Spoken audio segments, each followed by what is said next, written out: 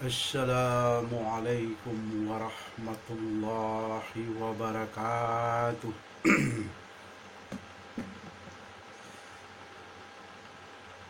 Bismillahirrahmanirrahim. Alhamdulillahi rabbil alamin. Ashhadu an la ilaha illallah wa ashhadu anna Muhammadar Rasulullah.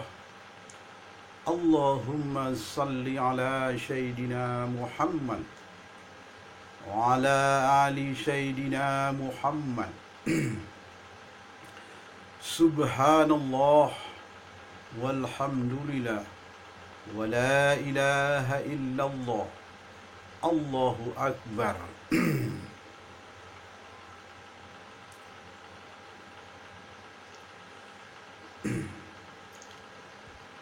Saudara-saudaraku, sesama mukmin muslim mana saja berada, marilah kita panjatkan doa bermohon kepada Allah. Semoga hidup kita di dunia ini selalu dalam lindungan Allah, selalu mendapat ridhonya lahir dan batin.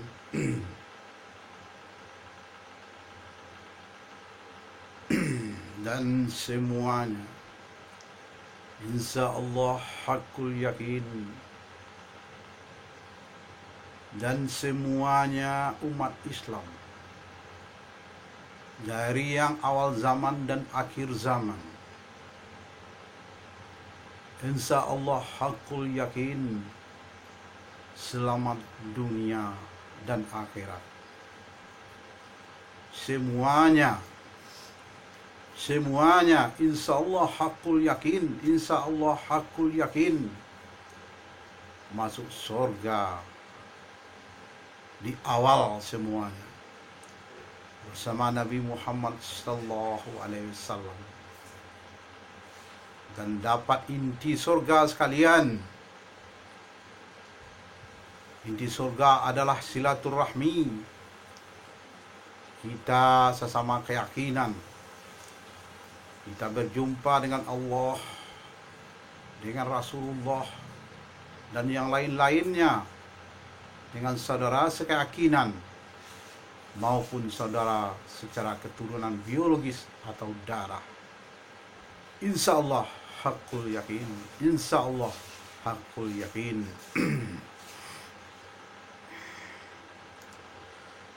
Ini kembali yang bergelar dari orang bodoh yang sangat bodoh, paling bodoh di dunia di hadapan Allah. Orang hina yang sangat hina, paling hina di dunia di hadapan Allah. Kembali akan bikin konten lagi yang kelimanya, part 5-nya, dengan judul siapakah yang menyesatkan iblis atau Izazil dan Adam atau Nabi Adam alaihissalam. Ini judulnya ini. Judul konten kita sekarang ini. Kadang kalau dengar-dengar sepintas, ini apaan judulnya gitu. Ya, tapi kita akan membahas ini. Kita akan bahas ini. Itu judulnya. Jadi saya juga berpesan, kalau ada yang mendengar video saya ini atau konten saya ini, tolong jangan lupa di subscribe namanya. Boleh tidak ketinggalan konten-konten yang baru.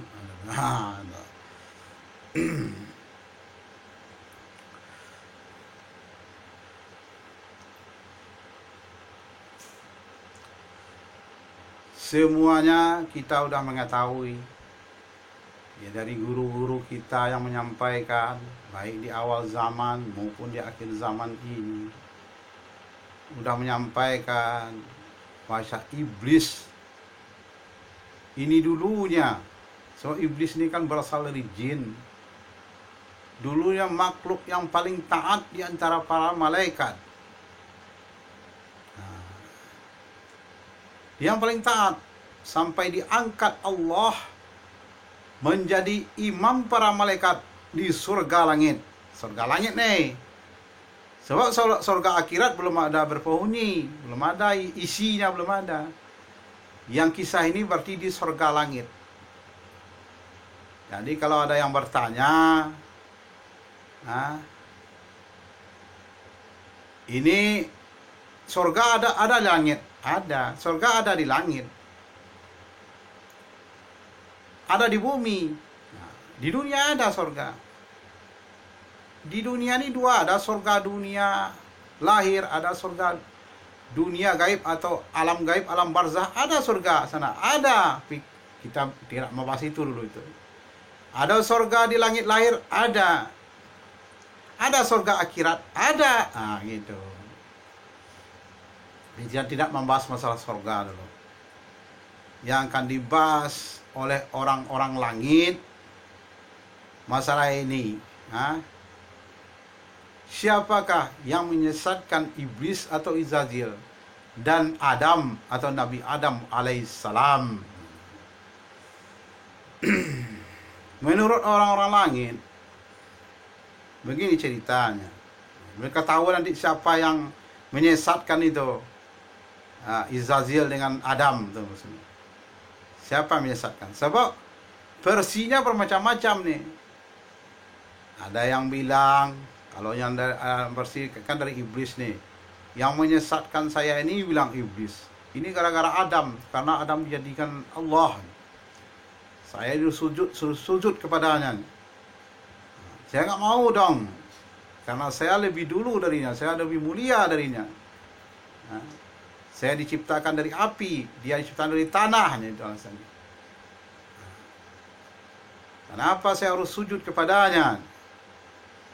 Ya, itulah iblis tuh.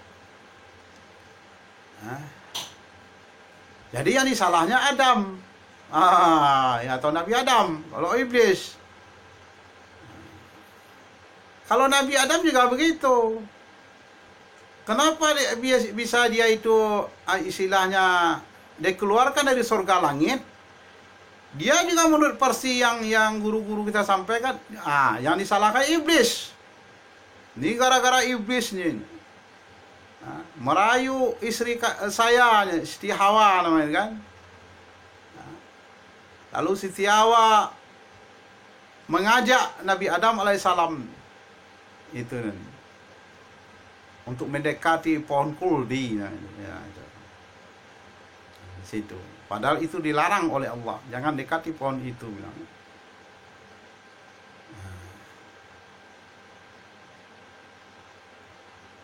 Jadi ada pula versi satu lagi,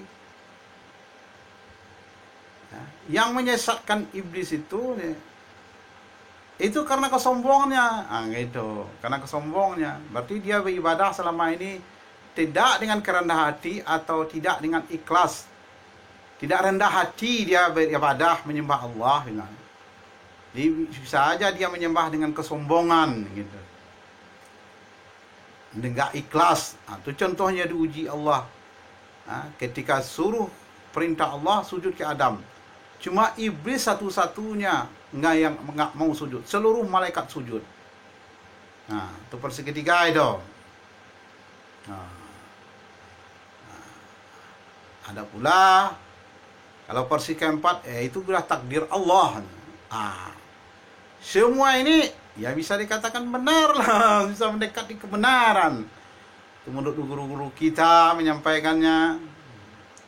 Tapi bagaimana pula menurut orang-orang langit? Bagaimana pula menurut orang langit?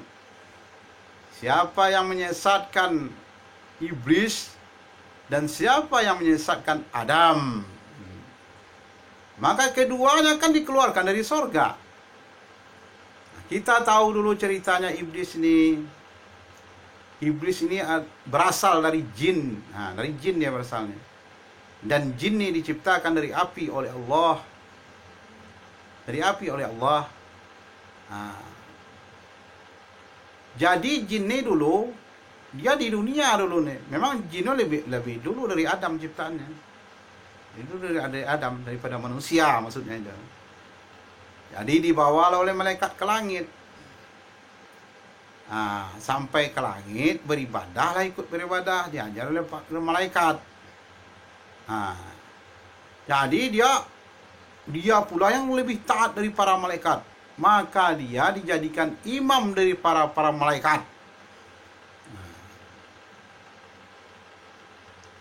Jadikan imam dari para malaikat yang ada di langit. Dengan iblis atau Izazil.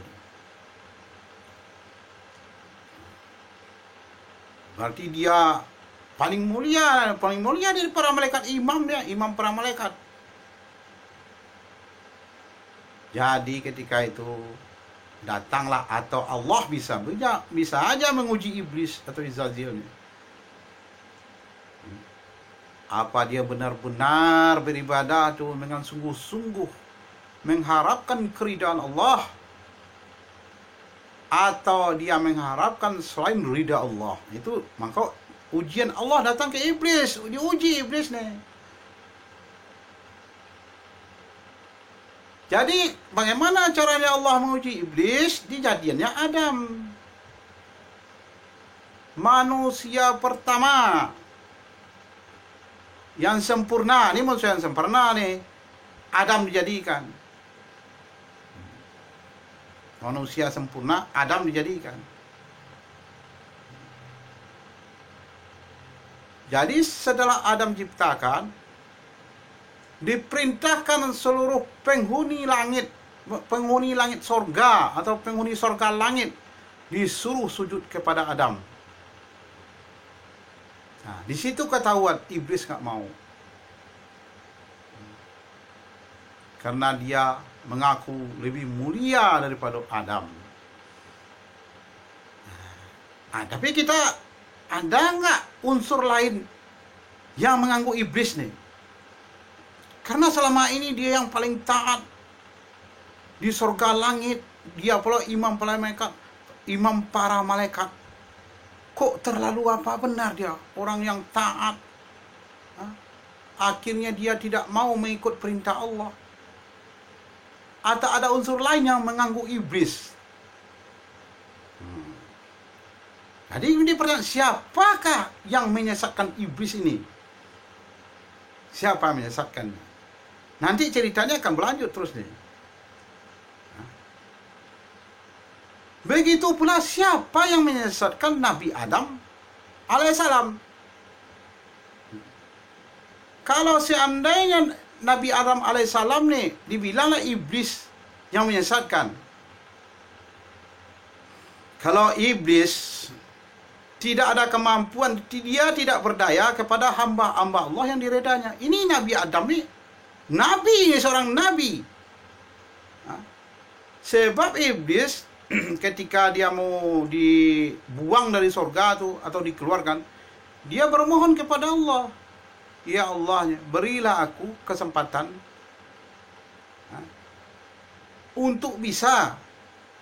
Yang mintanya gini, akan menggoda anak cucu Adam maksudnya. Bukan Adamnya maksudnya, enggak. Anak cucunya. Sebab dia tahu, kalau yang Adam nggak sanggup iblis menggodanya. Karena Adam ini termasuk hamba Allah yang diridhoinya. Kan dipersilahan dia Allah ketika itu. Godalah engkau, sesatlah dia engkau. Tapi kalau hamba-hambaku yang aku ridhoinya Allah, engkau tidak akan berdaya menghadapinya. Nah, ini Nabi Adam ini termasuk hamba Allah yang diridhoi. Nabi, seorang nabi. Kakek dari seluruh manusia. Istrinya itu adalah nenek moyang dari seluruh manusia. Asal kejadian manusia ini dari Adam dan Hawa. Jadi itu menjadi pertanyaan bagi kita. Siapa sih yang menyesatkan Nabi Adam, maka dia dikeluarkan dari sorga, Nabi Adam dengan Siti Hawa. Nah, tapi bedanya di sini, kalau seandainya Nabi Adam alaihissalam ketika dia melanggar perintah Allah di sorga langit sama Siti Hawa, tapi Nabi Adam ketika dikeluarkan dia berarti dibuang ke dunia, Nabi Adam tobat dia. Minta ampun dia kepada Allah, entah berapa tahun lamanya. Kalau iblis enggak, itu bedanya. Kalau iblis ketika melanggar perintah Allah, dia nggak mau dia tobat. Langsung dia meminta kepada Allah, ya Allah, karena engkau sudah mengelakkan dari saya, berilah kepada saya kesempatan untuk menggoda anak cucu Adam sebanyak-banyaknya, untuk saya sesatkan, dan untuk bersama-sama dengan saya akan masuk surga nantinya, masuk neraka, maksudnya salah ngomong nih, masuk neraka nantinya di akhirat. Masuk neraka akan dibawa iblis semuanya. Jadi iblisnya udah tahu dia kalau Nabi Adam nggak akan sanggup, nggak berdaya iblis untuk menggodanya atau menyesatkannya. Karena dia itu termasuk hamba-hamba Allah yang diridhoi. Jadi yang menjadi pertanyaan kita, siapakah yang menyesatkan Nabi Adam? Dan iblis nih, karena dia sudah menjadi imam para malaikat, siapa pula yang menyesatkannya? Maksudnya gini, kan di luar takdir Allah, maksudnya itu ada penyebabnya, ini maksudnya. Kalau takdir Allah memang sudah takdir Allah semuanya, cuma di luar itu ada penyebabnya. Semuanya takdir Allah ini pasti ada penyebabnya. Apa sebabnya? Segala sesuatu itu pasti ada sebab dan akibatnya. Gitu. Di siapa? Sampai sekarang orang kan belum ada membuka itu, belum ada nih. Dia ini akan berhubung nanti ini dengan akhir zaman, ada hubungannya. Yang menyesatkan iblis dan yang menyesatkan Nabi Adam ada hubungannya di akhir zaman. Siapa gerangannya itu yang menyesatkannya?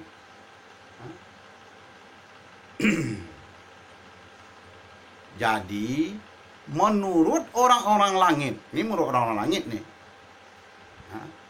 yang menyesatkan iblis